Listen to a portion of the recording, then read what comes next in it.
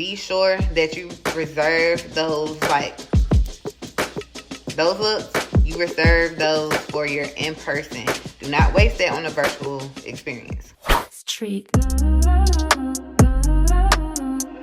Wonder.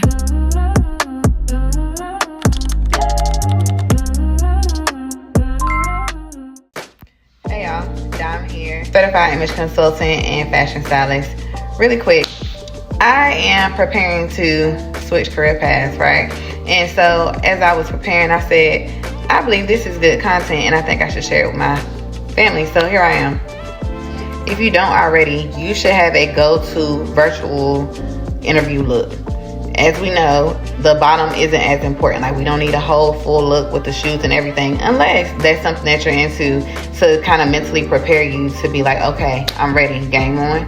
But otherwise, consider something that is a little dressy but not too over the top, because guess what, your goal is for that second interview, and so you want to kind of set it up where you have looks for each thing. I know a lot of lawyers are doing like 3 interviews minimum, so you got to have your virtual look, your first in-person, and then your second. So let's talk about your in-person look now.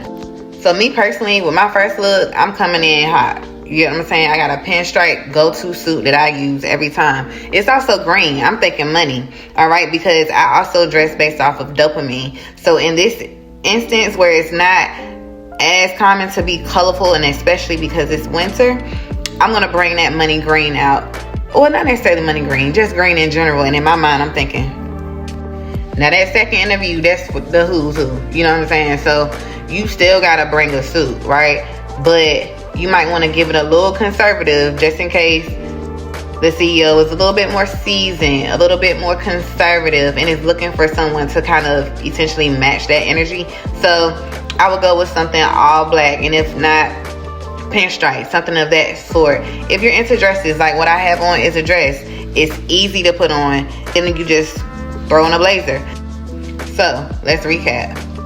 Virtual look, something dressy enough from the head up, well, the head to the waist, right? But essentially you should be showing this much of you because they want to see your face.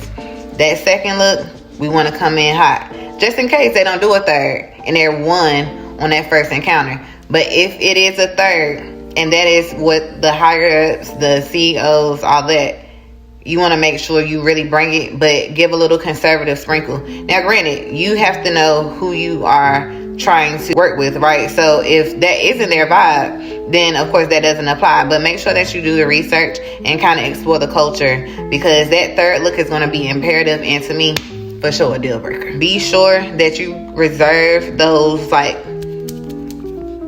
looks. You reserve those for your in-person. Do not waste that on a virtual experience.